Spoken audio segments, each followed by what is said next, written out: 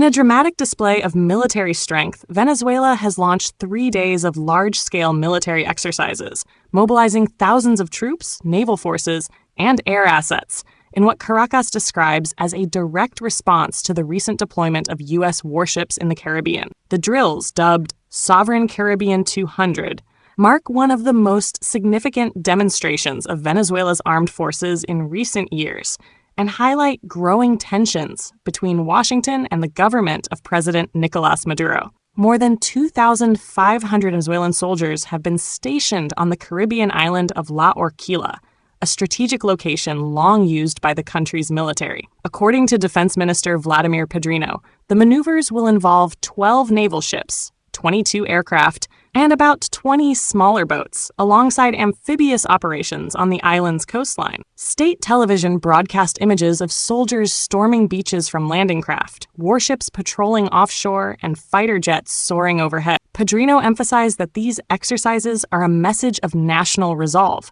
directly tied to what he described as the threatening presence of U.S. forces in nearby waters. The backdrop to these maneuvers is Washington's deployment of a powerful naval task force to the Caribbean. The U.S. contingent includes 3 Arleigh Burke-class destroyers, the guided missile cruiser USS Lake Erie, the amphibious assault ship USS Iwo Jima, and even a nuclear-powered submarine. Officially, the Pentagon insists the mission is aimed at combating drug trafficking in the region. Yet Maduro has portrayed it as part of a U.S.-led effort to destabilize or even overthrow his government. Washington, for its part, has charged Maduro with direct involvement in narcotics trafficking and placed a $50 million bounty on his capture. Tensions spiked just before the drills began. On September 2nd, U.S. President Donald Trump announced that U.S. forces had struck a vessel in the Caribbean allegedly linked to Venezuela's Tren de Aragua gang, killing 11 people. 2 more incidents quickly followed,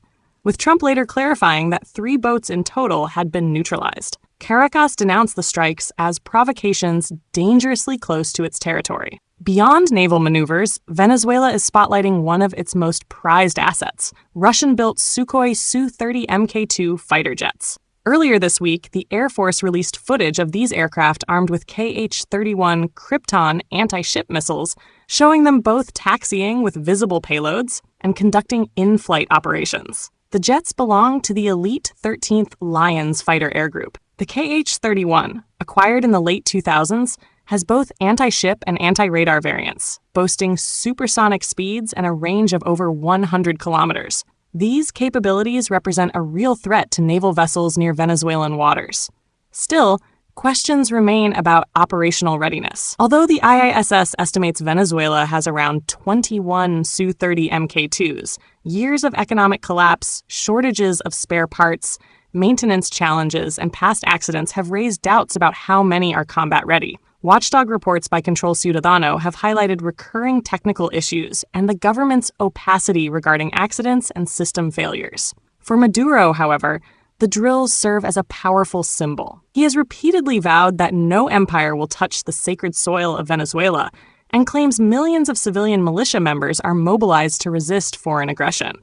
While their combat effectiveness is uncertain, their role as a political and symbolic force bolsters Maduro's narrative of defending sovereignty. The confrontation reflects deeper geopolitical currents.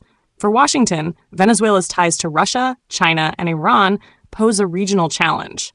For Caracas, U.S. sanctions, military deployments, and drug-related accusations are seen as part of a campaign to undermine Maduro's rule. The showcasing of Russian fighters and missile systems is both practical and symbolic, signaling to Washington that Venezuela retains advanced weapons, even if its long-term ability to sustain them remains doubtful. As the Sovereign Caribbean 200 exercises unfold, U.S. warships remain in nearby waters. Venezuelan forces are on alert, and rhetoric is escalating. Whether the standoff stays limited to posturing or escalates into something more dangerous depends on the choices made in Washington and Caracas. For now, Venezuela is intent on projecting strength, even as years of crisis have strained its military's true capacity.